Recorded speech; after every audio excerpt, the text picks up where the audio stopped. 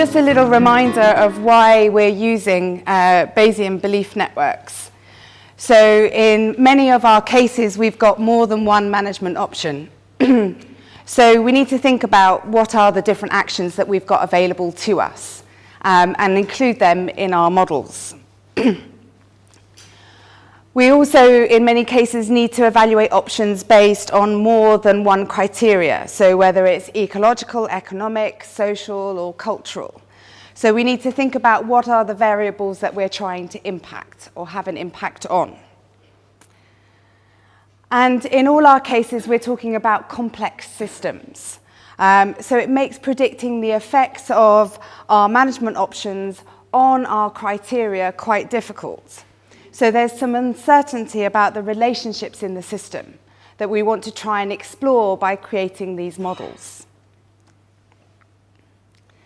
And also, what we want to do is include the views of stakeholders. So all through this process, you can think about the extent to which you can include stakeholders and run these processes with stakeholders. But also the outcomes, the outputs of the modelling process are a really good tool for communicating with stakeholders. Because it produces a visual output, they're really easy for stakeholders to understand and engage with. So the process itself is really useful in engaging stakeholders, building the networks, helping them to understand how they think the system works, but also in terms of when the networks are built, in communicating back the likely outcomes of different management options in their systems. So they're really useful for that kind of stakeholder involvement. So the timetable for activity this morning. So the plan is that we start now and I just do a short introduction and we divide ourselves up into the groups. Then we'll spend about half an hour defining the problem in each of our volunteer cases. And you've already done a lot of that work in terms of your stakeholder engagement and the work that you've done in those cases so far. And I'll show you a little example just to show how you define the problem. But we'll spend most of that time identifying variables. Then we'll start on the network diagrams and actually start trying to put those variables together in a network. And we'll have a coffee break and then come back to that network construction. And then at about 11:15, we'll start looking at the variable states.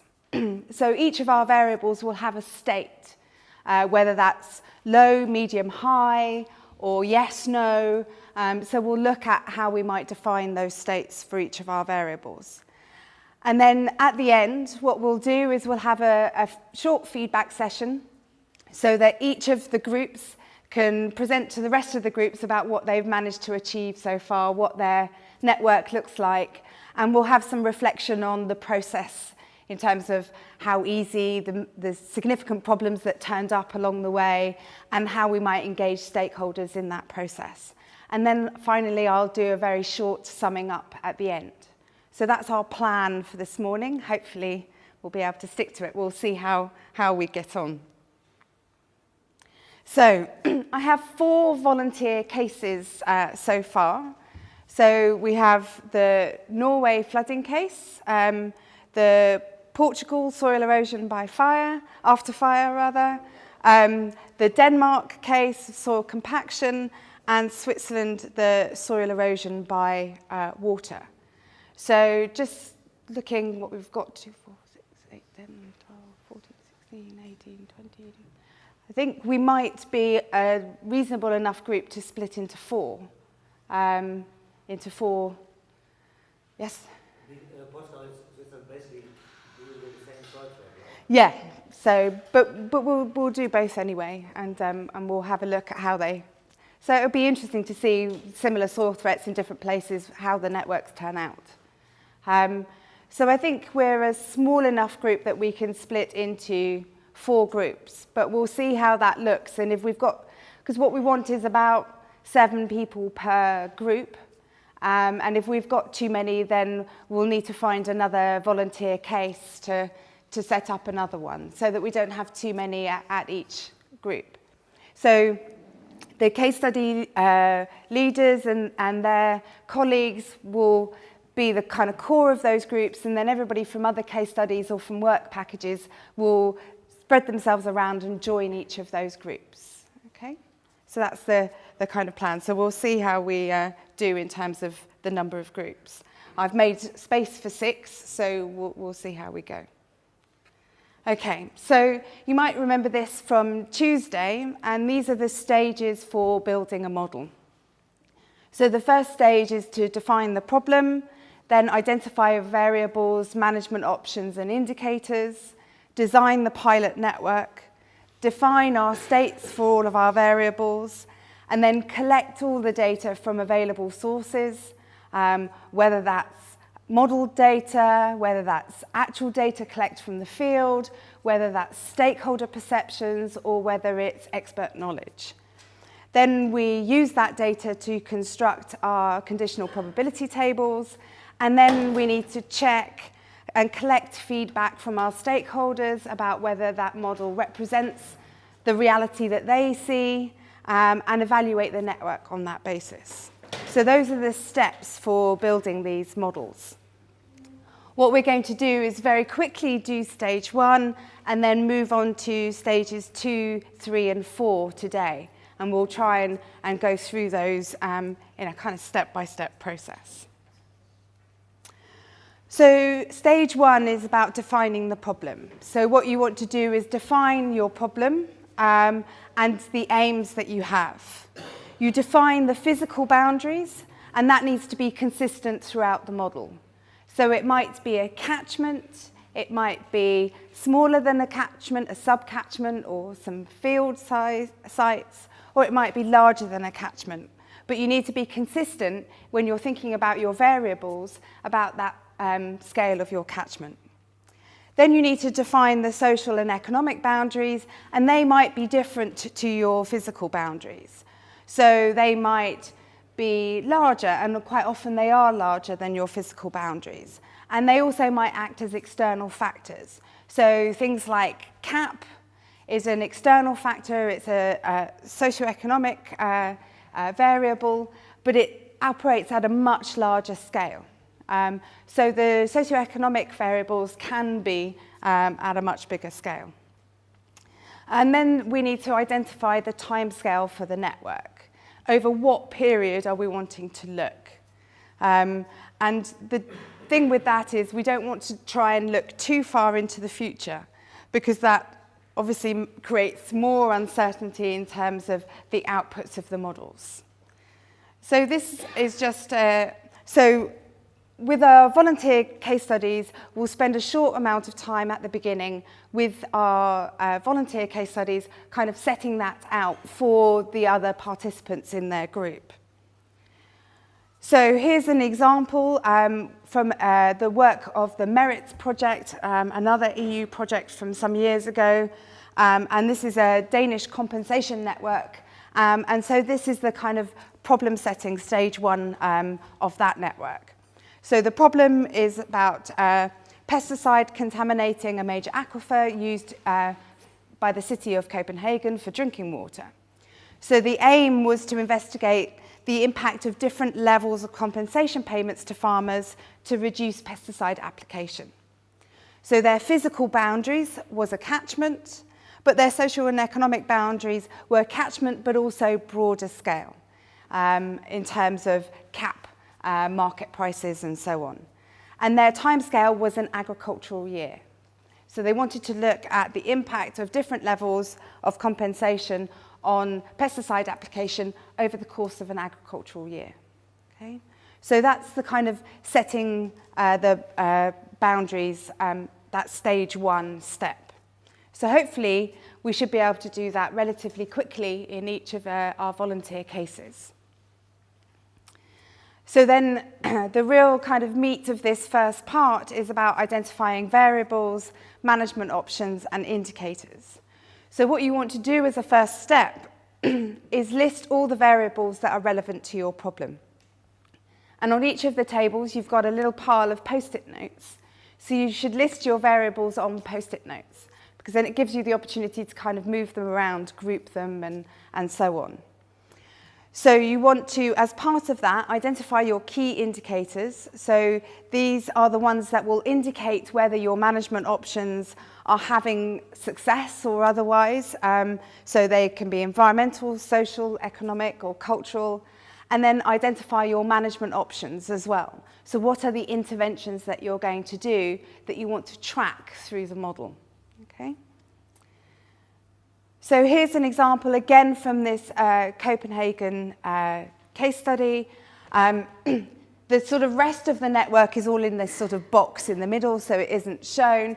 But these are their indicator variables. So they had 6 indicator variables for looking at pesticide use. So obviously deep groundwater quality was quite an important indicator, but they've also got other indicators in terms of biological abnormalities caused by pesticide use, biodiversity, recreation value in the catchment, hunting and fishing value, but also farm economics. If you're changing pesticide use, do the compensation payments have an impact on farm economics if they're using less pesticides? So does it kind of compensate? So those were the 6 indicator variables that they came up with for their network. So it gives you an idea of the kinds of indicator variables that you might want to use. There's a big list of the different categories of variable. So you need to think about this, and you might want to work through each category. So there are objective variables. So these are the ones that you want to affect through your different management strategies. So these are your indicators. So the kind of 2 terms get used interchangeably, objective variables or your indicator variables. So these are the ones that you want to use to judge whether your interventions have been successful. So these are examples from the MERIT project, and the MERIT project was focused on water. So we saw one earlier about deep groundwater quality, but then from other models that they built, river outflow, metered water consumption, water supply deficit. So those are the things that they want to see if they change as a result of the interventions. And then the interventions that we talked about, which are the management options. Again, they use those 2 terms interchangeably. And so these are your things that you want to implement in your system. And again, there are some examples from the MERIT project about the kinds of interventions that they were using. And then the next thing in terms of indicators are these intermediate factors. So these are the factors that link through from your objectives, your the sort of indicators that you want to look at in terms of how they might change, and the interventions, those management options that you want to implement in your system. So they don't connect to each other directly, they affect each other through intermediate variables. So you need to think about the kinds of intermediate variables that will link those 2 things together in your system. And then there are controlling factors. So they are factors that influence the system in some way, but which you can't control. So things like rainfall or soil type, for example. So those will be in there, but you can't necessarily change them or affect them in any way. And then there are these higher level implementation factors. So these are factors that will affect whether your intervention might be successful. So it might be things like funding, the availability of resources, the kind of likelihood of uptake by your stakeholders, and so on. So there are all sorts of things that you might include there. And then there are these additional impacts. So for MERIT, they didn't use them because they're kind of factors that are changed as a result of what you're doing and your interventions that you're putting into your system, but they don't affect anything else. So you need to kind of think about whether they're relevant or important to include. So these are the factors, these are the variables that we want to try and identify in this first stage. Okay, so where are we? Okay, so what we need to do at this point is, if I could, if the people who volunteered are for volunteer case studies could kind of make themselves known to our others. So we've got the Denmark case, we've got Gudrun's case, we've got your case here, and this one at the back, or in the middle. You got volunteered rather than you volunteered yourself. So if you guys could go and kind of claim a table at the back, and then everybody else can kind of distribute themselves evenly between those 4 groups, and we'll see what our numbers are like. And then what we'll do in the first instance is define our problem. So I'll leave up this the Danish version so you can kind of see what you need to do. So we'll only spend hopefully only 5 or 10 minutes at the beginning just defining those things so that everybody knows what the purpose of the network is. And then we'll move on to identifying variables. Okay? Great. For compaction, they're going to be set up outside. So how many have we got? Let's look. Well, the idea is that if you kind of just talk about defining your problem first, Yes. and then need to write that down. you don't need to write that down, and then start with your variables on Post-its. But then when we're designing the network itself, Will be on this. you can put the Post-its out and then start thinking about connecting them together on here. Okay. Yeah. We need more substitutes, right? She's being a difficult farmer. On flooding. Well, there are there's retention areas which really you are sacrificing all land use for the retention on, and there's others where you allow the meadows to flood. Remember, your farmer was saying, my field are flooding, I can't grow my carrots anymore. Yeah. And what they are also suggesting is that these are areas where you have either grass production but not grain production, right? Yes, that's right. Yeah. I mean, we can start discussing with the government as well. Say, okay, why not compensate for forest as well instead? Yeah, I mean, compensation payments of some kind or another are a policy measure that could have some effect. Yeah, actually, the farmer that was on the film, he has a beaver. What is it called? Dam. Yeah, beaver dam. But no, he has a dam built himself. A dike to Kind of avoid dike. The beavers are destroying it each time. He wants to go and shoot.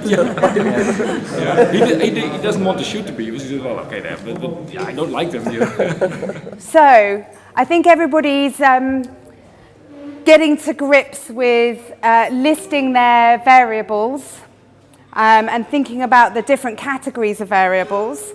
So the next step, which I think, it kind of starts to overlap, because then you start needing to kind of arrange your variables in a way that makes sense. And this is about then starting to build your network.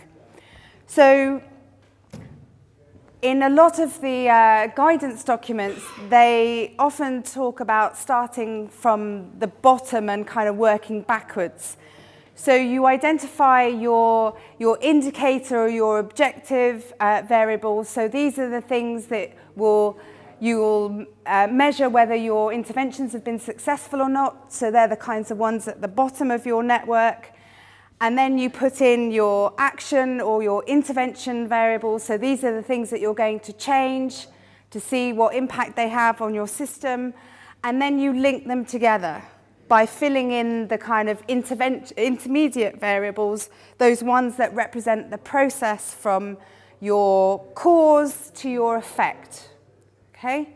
So you kind of start with the kind of impact ones, put in the ones that relate to the interventions that you're going to vary, and then start linking them together by those intervention ones. So I've talked about the case in Denmark where those impact variables were groundwater quality, but also biodiversity and fishing and hunting and so on. Those were their kind of indicator variables. Their impact variable, this action or intervention, was changing in a subsidy. So they had different numbers for those subsidies. And then they looked at the kind of intermediate steps, which are, if you change a subsidy, it changes the amount of pesticide that a farmer puts on his fields. That changes the pesticide load in the soil. That soil pesticide load then affects the amount of pesticide in your groundwater, which affects the quality of your groundwater reservoir. So you can see how you've got some intermediate steps that take you from your intervention through to your indicator or objective. And then you've got and lots of you have been identifying those kind of controlling or implementing factors, those things that kind of sit on the outside, so controlling factors like rainfall, which you can't necessarily affect, but will have an effect on your system, and other implementing factors, things like market prices, which you won't necessarily be varying in your system, but will have an effect again on how your system operates. So those are the things that kind of sit on the outside and influence. So when you're designing your network, this is a kind of simple schematic of where those different factors should sit. So your different variables should sit in this kind of arrangement. Obviously, this is very simplified, and yours might be a little more complicated, but this hopefully will help you to start to build your network and start thinking about how your different variables link together. So this is kind of I think lots of you are already moving into this already, so I thought I should put this up so that you can see how you might want to arrange them and thinking then about the connections between them. So you're thinking about your parent variables and how they come into child variables and so on, okay? So keep going, I think you're doing well. So we'll stop for a coffee break at about 15:15, okay? Intermediate factor. So They were on top, right? yeah, so you might measure it to look at cover, but then cover then has consequences for biodiversity, for other things. So actually it won't necessarily sit right at the very bottom, but it might sit at an intermediate step because it represents something that then leads to other things. Yes. Yeah? Yeah. Subsidies are this, and these are all probabilities. Then you get a probability function that this intervention would happen. And then you can track what that intervention would do to your different intermediate factors, and therefore then to your indicators at the bottom. I mean, I think usually what happens is that anywhere up to 30 or 40 variables is probably about as big as you want to go, because then it becomes unwieldy otherwise. And then, because then you've got states for each variable, and you can have 2 or 3 states, potentially sometimes more for each variable, so then it starts getting incredibly complicated. Surprise! Okay. Sometimes life is obvious. Okay, so the next stage is stage 4, which is where we define the states for all the variables. So what we need to make sure is that our states cover the current condition of the variables and also how they might change under different management actions. So in this example here, the table, you can see that we've got different ways in which you can determine the state or say what the states are. So we've got labels that go from high, medium to low.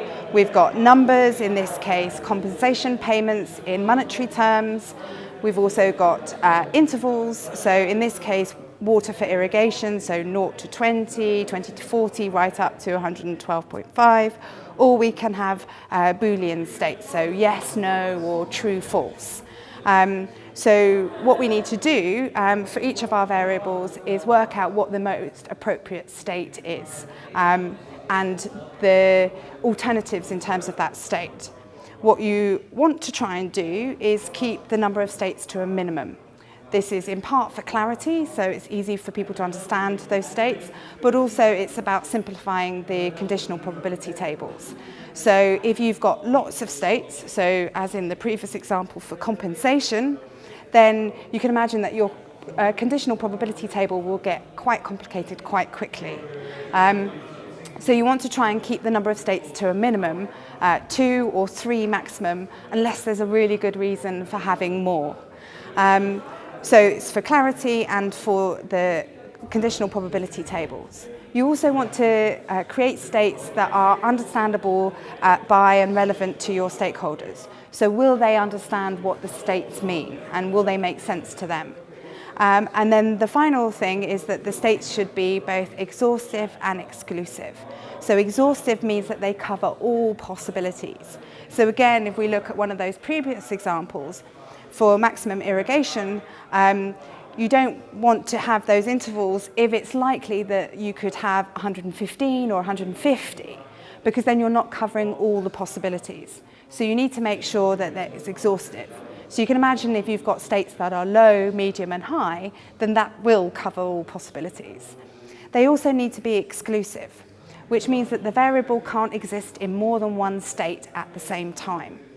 So this is a really good check for whether your variable is actually representing more than one variable, that you're conflating variables together. So if, for example, if you've got a variable that's called intervention and you've got build a dam, have buffer strips, change farming practice, for example, you could imagine that all of those states could exist at the same time in your area, which means that they're not the same variable. So you need to separate them out and think about yes, no, presence, absence kind of states for each of those. So make sure that when you're defining your states, that it means that your variable can't exist in more than one at the same time. So what we do now is try to assign states to all of our variables and see how far we can get in terms of deciding what those states are, and it will help us think about the relationship between our variables, because if you've got a variable that's low, you can think about, well, what does that mean for the next variable down in terms of how we might set the state of that one. Well, you might find that actually with a lot of the networks is actually you come from several things into a smaller number of things, and then you go back out again in terms of the indicators that you kind of measure at the end. So it kind of concentrates and goes back out. Yeah. And that's kind of what you would expect from the model. Yeah, that was the next question, because we have this is our objective. Mm-hmm. But then you have a number of indicators, and where do they come in? Are they under your objective, or what is the whole schedule here? So it's whether this actually sits as a variable of its own, or whether it's actually what you do. So it's like up here, isn't it, in a way, that you kind of, that's subjective, and these are the indicators of it. Yes, so actually maybe you have these ones because they're ones that you can assign a state to easily, and that you can kind of understand easily, and all of those things together might come. So I could imagine actually if you might swap them around, in that you have reduced flooding in fields, crop destruction due to floods, reduced erosion, water quality, and all of those will be in a certain state. And depending on the states of all of those things, that will then determine whether your flood peak is reduced or not reduced in a kind of true-false way. Okay, so as the first case, just as a starting boundary condition, this was an all-male group with a strong gender imbalance. But fortunately, we have females working in our team, so we'll give it another go at a later stage. It was very interesting to do this interaction, also hearing different opinions from people, and seeing that we got up with a lot of variables that we thought were relevant at some stage, which gave us all a good feeling that we were trying to represent the whole world. And at the same time, when discussing these variables, trying to fit them into the scheme, we understood that this was all too complex and that we had to merge them. But also in the discussion, we understood that in fact some of the factors do operate together. At the end, one of the solutions we found was that to limit our system. So to reduce complexity, we actually redefined our boundary conditions, and now we are working on a very small part of our case study, maybe 1 hectare or something like that. But we felt that, and this was a kind of an interactive process, when we were talking about measures, and especially measures that take into account forestry operations and that take into account long-term effects, we realized that we need to take into account actually the type of forest that was burned. So we think that some forests have different type of probabilities for forestry operations. So the disadvantage is that we probably will have to make different models for different type of situations.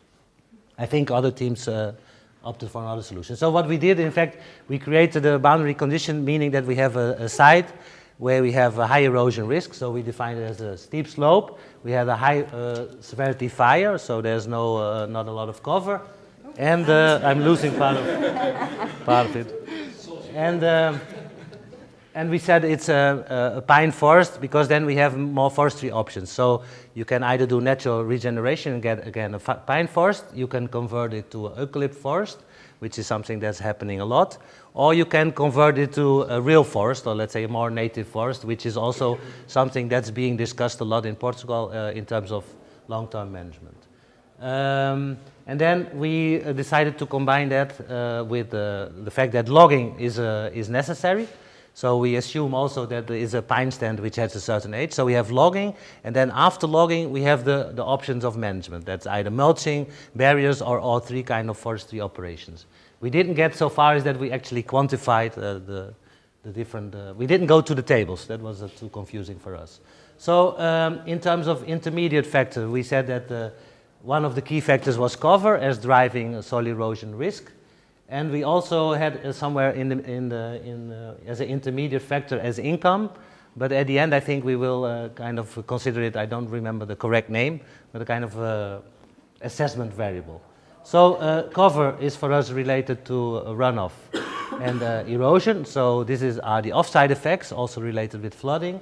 We have the on-side effects where people are losing soil, so soil depths, nutrient stock, carbon stocks. And then probably the other factor, that's income. So we would have a kind of a trade-off factor between the two things.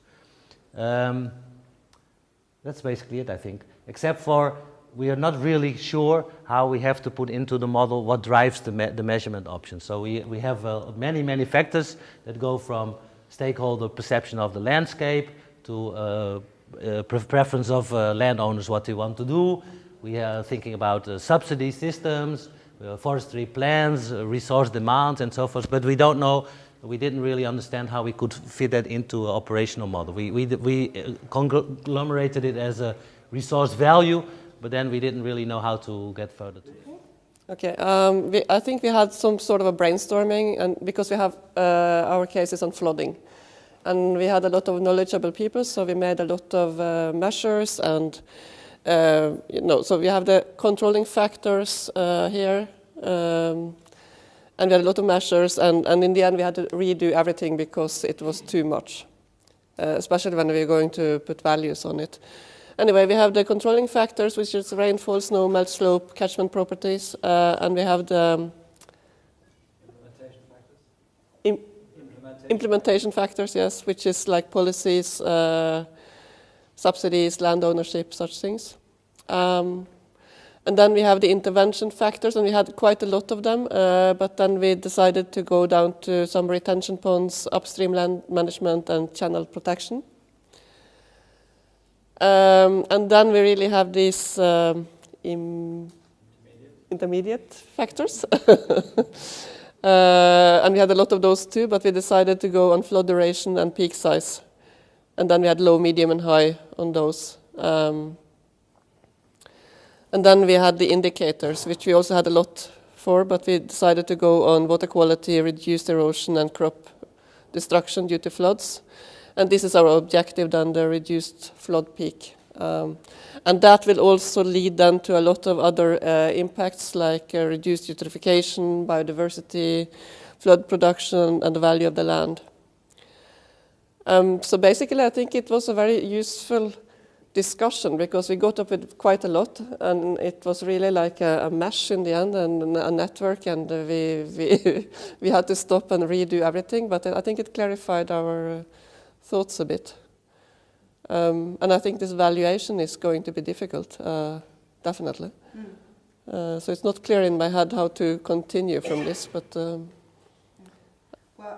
so then once you've kind of got your states for each of those, then we have to look at how we populate the conditional probability table. So that's about what data that you use, and is it your expert knowledge about, you know, what the probability is that something will be low, medium, or high, or whether you use that based on actual measurements. So if you're testing your interventions, you could potentially end up with measurements that you could then include in your the network. Or it might be the model outputs from some of the biophysical models that, you know, you use those to operationalize the network.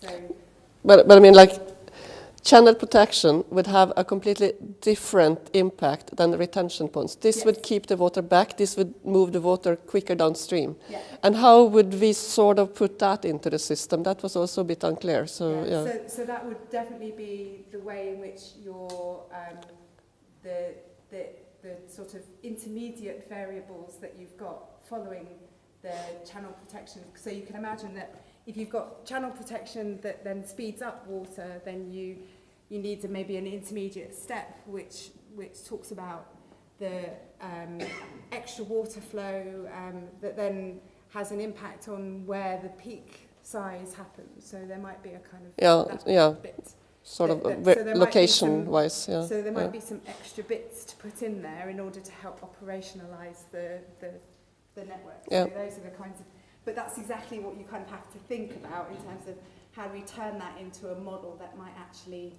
we can track what the interventions will do. Because I was thinking that it might be easier to just have one measure and do everything per measure, for instance, then it would maybe be easier to see that measure, but because if you put everything together, it's going to be difficult. Well, what you can do is turn each of the measures on and off. So you have the ability to say no, yes, yeah, that's what we were talking about. So you can have the probability distribution here, but then these are just zero. Yeah. So then you're just tracking one intervention. Okay. Well, our case was soil compaction. And in this case, in this situation, we choose a specific technology, as Goddard would call it, which means exactly a farm growing sugar beets. That's because we have severe compaction problems in the harvest situation for sugar beets in Denmark. So that's the physical boundary. And the socioeconomic boundaries is the farmers need to keep economic viability with sugar beet prices went down when the market was free years ago, when it became free some years ago. So they are actually optimizing their way of harvesting, meaning big machinery. So we put these different categories, as that's the name, the objectives down here, and the implementing up here, and some intervention options, and then the intermediate here. And we have the controlling factors, which are actually uncontrolled as far as, yes. Yeah. And the objectives is very deliberately chosen so in order to meet the need of having all ecosystem services of relevance fulfilled, meaning that we should have crop production, economic viability for the farmer, but also that the regulating ecosystem services like the filter function for water, for the soil profile, the gas emission from the soil should be kept to a minimum. So these were also included. And actually also some non-use value, which means because soil compaction subsoil compaction is a persistent or very long-term effect. And when we are going to, in the stakeholder process, to include farmers as well as different NGOs, and so I'm quite sure we'll need to address all of these things. So I think this exercise may actually, I hope so, be able to pop up some, these different valuations of how the ecosystem is functioning. And up here at the implementing categories, we choose some variables, all describing, you could say, either the strength of the soil as 50 centimeter depth. That's because it's a simple way of saying whether the strength also deeper is very high, or the stress from machinery coming to that depth. So that's integrating a lot of several things which we can do actually with this tyrannical system. So that's the kind of implementing variables that we have here. It may be misunderstood, but it's in order to make it very specific. And then in the intervention, we very quickly came to the point that we were speaking about compensation payments or a ban for traffic at some situation, simply because we know from practice that farmers, they have a contract. I should take care not to go in too much detail, but in sugar beet growing, there are contracts between the industry, the factories, and the farmers. They have to deliver at Christmas time, so they dry there in clay soils when it's raining. So there may be some need of actually going into politically to change these things. And then the intermediate variables, we did not came to an end with these because we find it quite complicated. But the idea is that if in order to meet that, if the farmer would not traffic at a specific soil strength, he might have some compensation. So it would be able to compare if the compensation will facilitate a change in these intermediate variables, a decrease in wheel load, decrease in tire inflation pressure, and such things, in order they can meet this requirement. And there are a lot of other things, and I don't understand everything of this yet, but I have an idea that there's some kind of feedback, so things will find its level. I don't know how the software works, but well, in the yeah. So there is feedbacks were mentioned before in terms of these models, and one of the ways in which you can kind of, it's not the most elegant solution necessarily, but one of the ways that you can do that is have these models in a kind of cascade. So you have this model and it runs one time step, and then the states that your variables are in at that point then provides the starting point for running the same kind of model in a kind of, in another time step. So it's not as elegant as some other models might do it, but it is possible to do that so that you can incorporate a number of time steps, and that the first time step then sets the status for your variables for the next time step. So there are ways in which to include that, so that allows your feedbacks to come in potentially. So one thing I'm personally, still wondering is that if we do this exercise, for instance, in workshop 3 with the stakeholders, that some stakeholder groups might end up with different values of these variables, these response variables or objectives, then it could actually be very interesting to see that the farmer would say, okay, it's economically viable. If I don't have any ban, that should for certainly, I mean, we'll have these, I would hope that we could have these conflicts popping up without addressing it on beforehand. Mm. But I need to learn much more about these things. So, and there are ways in which if you run it with stakeholders and the stakeholders can't agree on relationships, then you can leave the alternatives in.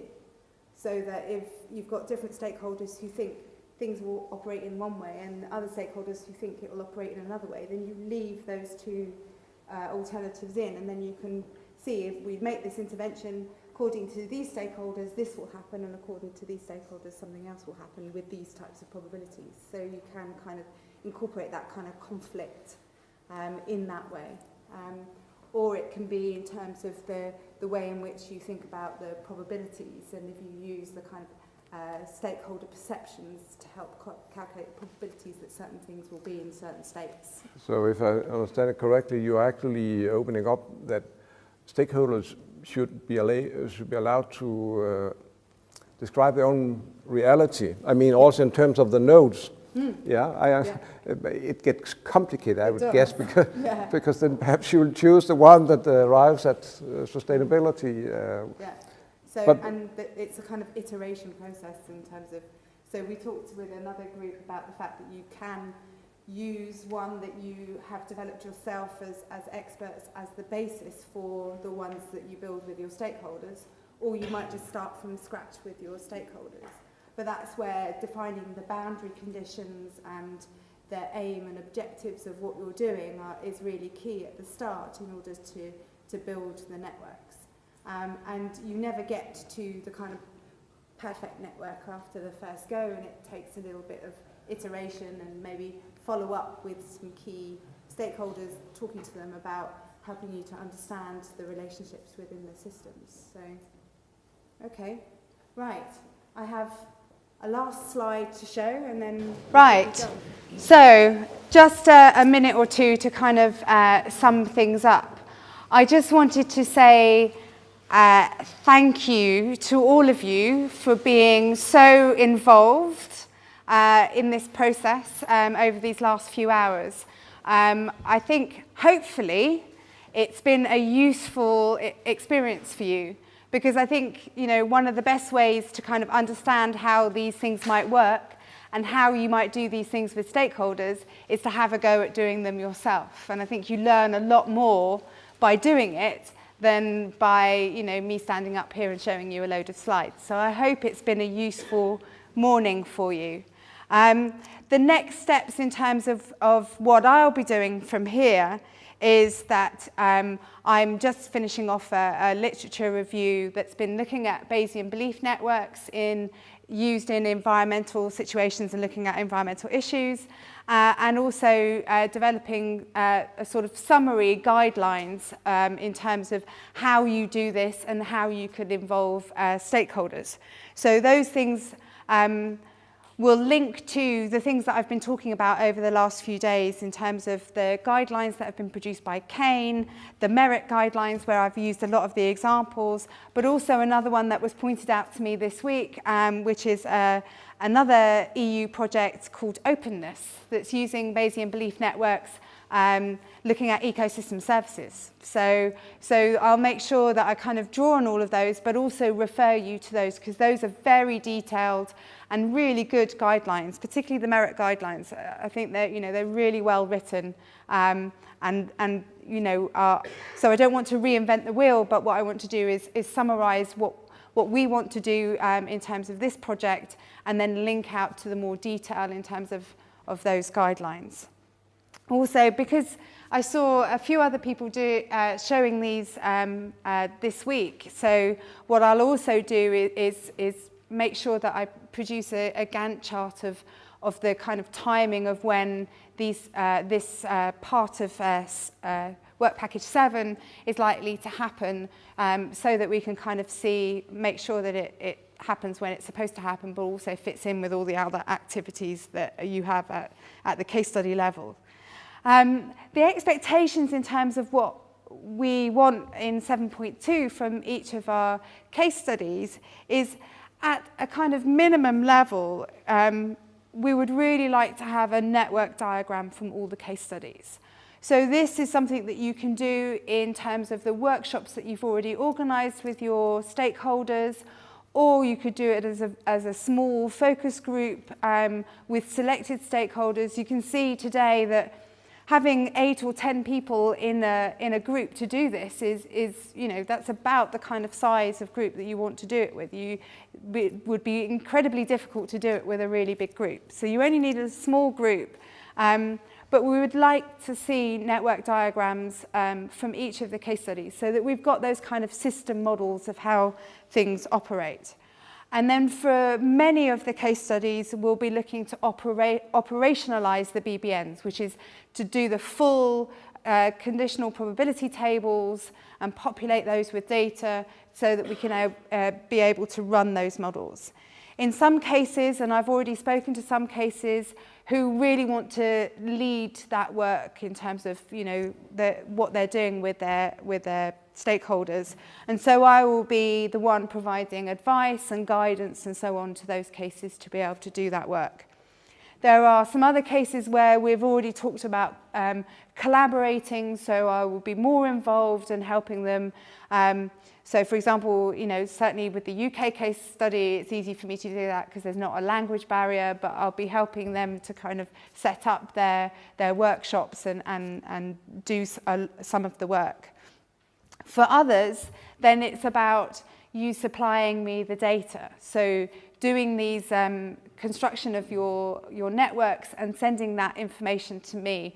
You know, obviously you can do it in the same way that we've done it today with post-it notes and pens, and then you send me the details of that digitally so that now I can input it into the software, and then we can look at how we operationalize those, and I'll be making requests in terms of data and so on for those. But the kind of minimal expectation is that we'll have network diagrams for each of the case study areas.